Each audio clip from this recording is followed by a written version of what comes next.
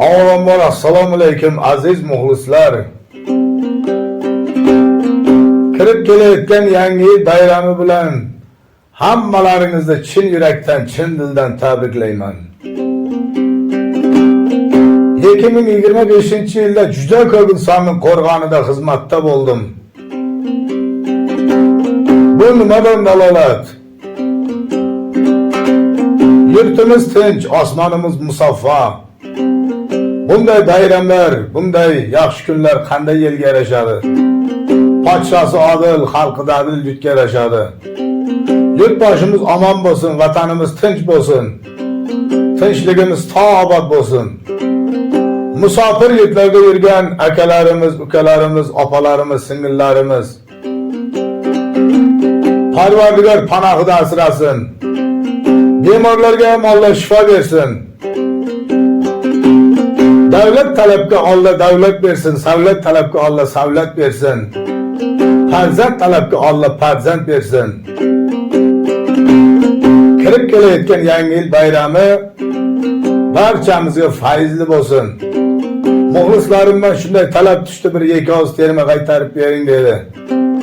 Kelingizlar muxlislar omon bo'lsin. Muxlislar bor, bizlar bor. Bir ikki og'iz qo'ldan kelgancha harga yoqib berayin.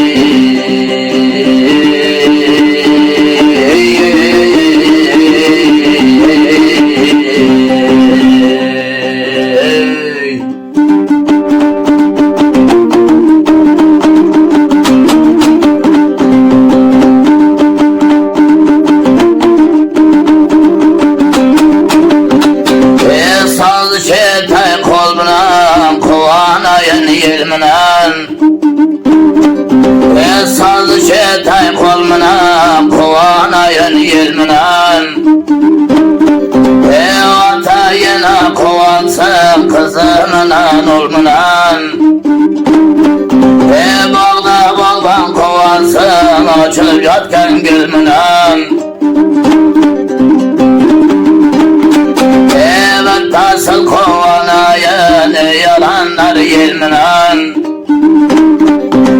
bazı istilgan kovanay bir an tilmünen bir maydana aytıp ketay olayıvay kutlap ketay yangi kelgan yelmünen kutlap ketay olayıv yangi kelgan yelmünen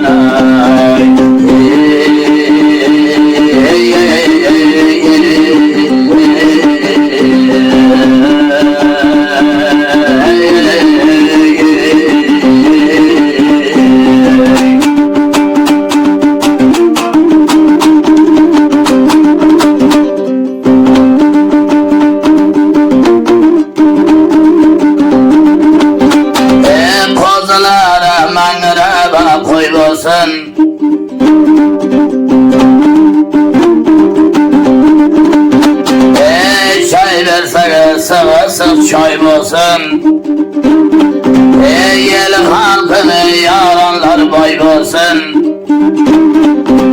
Kurlav yaylar yağmur yağıp say olsun ben tasılı aytıp ketay halayım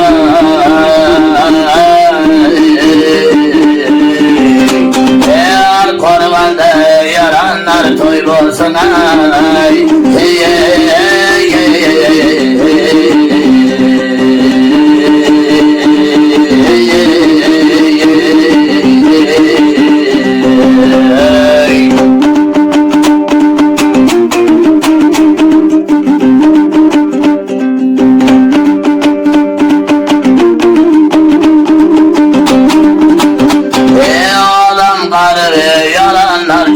olsun tatlanımıza sal olsun bal olsun Kozulara mengrebe mal bulsun Ben tasıra aytıp geten yaranlara Sarbaşıdan bugün dilek şul bulsun